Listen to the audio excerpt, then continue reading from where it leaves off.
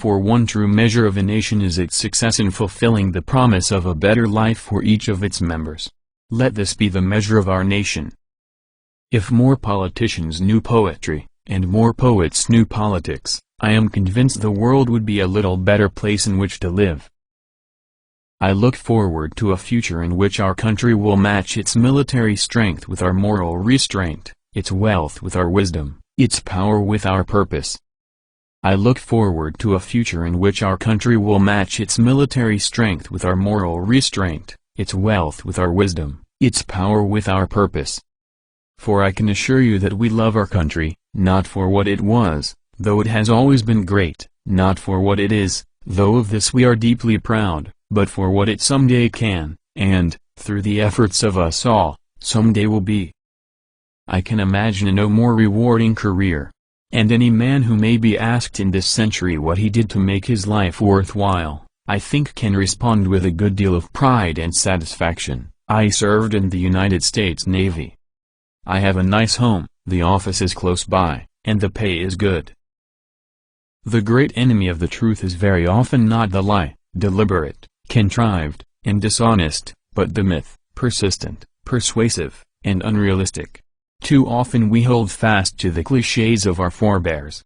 We subject all facts to a prefabricated set of interpretations. We enjoy the comfort of opinion without the discomfort of thought.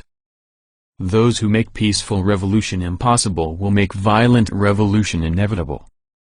Peace is a daily, a weekly, a monthly process, gradually changing opinions, slowly eroding old barriers, quietly building new structures. And however undramatic the pursuit of peace, that pursuit must go on. United there is little we cannot do in a host of cooperative ventures. Divided there is little we can do, for we dare not meet a powerful challenge at odds and split asunder. Let both sides seek to invoke the wonders of science instead of its terrors. Together let us explore the stars, conquer the deserts, eradicate disease, tap the ocean depths and encourage the arts and commerce. I have pledged myself and my colleagues in the cabinet to a continuous encouragement of initiative, responsibility and energy in serving the public interest. Let every public servant know, whether his post is high or low, that a man's rank and reputation in this administration will be determined by the size of the job he does, and not by the size of his staff, his office or his budget. In the Chinese language, the word crisis is composed of two characters, one representing danger and the other, opportunity. Rising tide lifts all boats.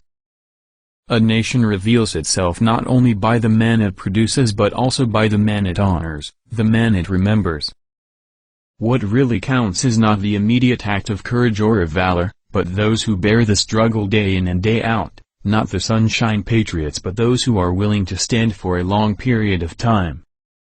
When I ran for the presidency of the United States, I knew that this country faced serious challenges, but I could not realize, nor could any man realize who does not bear the burdens of this office, how heavy and constant would be those burdens. Not every child has an equal talent or an equal ability or equal motivation, but they should have the equal right to develop their talent and their ability and their motivation, to make something of themselves. If a free society cannot help the many who are poor, it cannot save the few who are rich. That is the question of the new frontier. That is the choice our nation must make, a choice that lies not merely between two men or two parties, but between the public interest and private comfort, between national greatness and national decline, between the fresh air of progress and the stale, dank atmosphere of normalcy, between determined dedication and creeping mediocrity. All mankind waits upon our decision. A whole world looks to see what we will do. We cannot fail their trust, we cannot fail to try. If freedom is to survive and prosper, it will require the sacrifice, the effort and the thoughtful attention of every citizen. The success of this government, and thus the success of our nation, depends in the last analysis upon the quality of our career services. The time to repair the roof is when the sun is shining, by filling 3 basic gaps in our anti-recession protection. It may be different elsewhere. But democratic society, in it, the highest duty of the writer, the composer, The artist is to remain true to himself and to let the chips fall where they may. It is increasingly clear that no matter what party is in power, so long as our national security needs keep rising, an economy hampered by restrictive tax rates will never produce enough jobs or enough profits. Now let me make it clear that I believe there can only be one defense policy for the United States, and that is summed up in the word first. I do not mean first, but. I do not mean first, when. I do not mean first, if. I mean first, period. And if we cannot end now our differences, at least we can help make the world safe for diversity. For, in the final analysis, our most basic common link is that we all inhabit this small planet. We all breathe the same air. We all cherish our children's future. And we are all mortal. Let us not despair but act. Let us not seek the Republican answer or the Democratic answer but the right answer. Let us not seek to fix the blame for the past, let us accept our own responsibility for the future. Never before has man had such capacity to control his own environment, to end thirst and hunger, to conquer poverty and disease, to banish illiteracy and massive human misery. We have the power to make this the best generation of mankind in the history of the world, or make it the last. We must use time as a tool, not as a couch. We must think and act not only for the moment but for our time. When at some future date the High Court of History sits in judgment on each of us, our success or failure will be measured by the answers to 4 questions. First, were we truly men of courage? Secondly, were we truly men of judgment? Third, were we truly men of integrity? Finally, were we truly men of dedication?